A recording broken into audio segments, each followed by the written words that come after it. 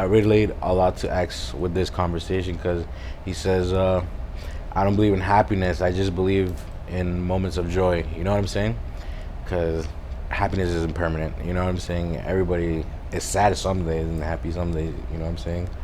But with that being said, it really influences my music. Like I always catch myself like making like heartbreak music because like I guess it feels right, and like I want to make music that connects with people, and they'd be like, damn, like if I see the certain words, a certain line, it'd be like, yo, that just happened to me. You know what I'm saying? Like I relate so much to this. Like I want that. You know, I can make some lit tracks, but like I want to relate as well. You know.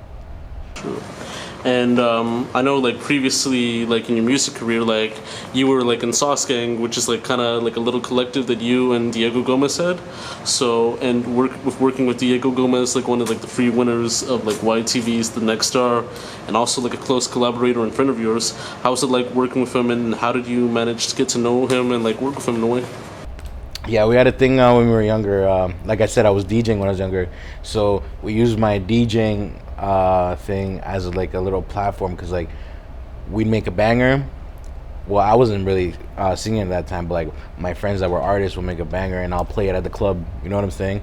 Diego would make a sick track, and I'll play it at the club. You know, it was exposure for us. You know, I use that to my advantage. I performed with Lil Uzi, Future. OT Genesis. I also performed with Rammer, those Toronto artists. But I was more on the EDM side, so I was with like Quintino, Will Sparks, DJ Carnage, Steve Aoki, Afrojack. I performed with all these people within my DJing career, and we used that as our little platform. You know what I'm saying? Just putting our stuff out there. And Diego was also like a big influence towards my music because you know, he was an artist who was actually famous. You know what I'm saying? At some point when he was younger, and that also inspired me because anything's possible. You know what I'm saying? And we met like I met him when he was like 14. Like I think he was 14, and I took him to his first club because I was DJing at that time, and you know, we had a good time at the club, and we clicked since that first time we met. We met through a mutual friend, and yeah, it's crazy. Like now, it's like 10 years later, we're still friends, you know, and we still click on the same page, and we have the same mindset. And he has like a company now called New Wave Visual, and I'm also editing music videos with him. He goes on a shoot, I edit some, you know what I'm saying. And we got our the drone guy Isaac. He's over here, you know. He has his company Sigma Flights. Is it Sigma Flights? Sigma Flight Solutions. Flight Solutions, and No.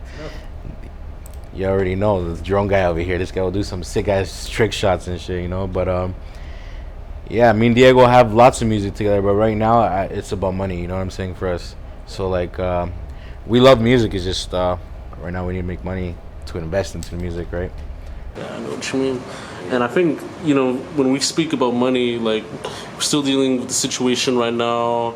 I don't know if I could say this on YouTube because of the controversy, but the pandemic. So, like, since the pandemic happened, do you feel like it has affected the way you tend to proceed with your business? And since then, what were some changes or tweaks that you had to do to handle, like, business in, like, in a pandemic like that? Musically wise, right? Yeah. Or you just mean like business in general? Like, either way, like, music or business. I guess musical business for like artists that are actually really doing it. This pandemic has affected them a lot because they haven't been able to do shows, right? And I guess right now for them, it's either like these virtual concerts, if people would actually pay for that, or merch, or their actual music, you know, streaming wise, you know. Hopefully this pandemic is almost done because obviously like we missed out on a lot of events, you know, that we could have had, and you know, history. Yeah. And I mean, in terms of like other musicians or like rappers in the industry, do you feel like it has affected the way they handle their business as well? I think like you might already like answer the same question, but do you feel like other artists, like, do you think they act towards like differently now? During this pandemic, Yeah. I guess they're just trying to find a way to still have that clout. You know what I'm saying? I guess doing stupid shit. I don't know. Artists these days are just like not real. They're not genuine to themselves. So I just feel like everybody's fake now. You know, that's why like have like 3 or 4 friends now. I used to have so many, but I realized that you don't really need that much. What you mean? And like lately too, I've seen like with certain people too, they go like on a different phase now with Travis Scott, like still like making money like right now with the Travis Scott burger like in the U.S. right now, and then I think with Annalie Chapa with the whole like spirituality type stuff and with these versus battles going on. Like, do you feel like it's something that you might see like later, like right now, like just to phase out like events and stuff, or do you think it might be like a fad in a way?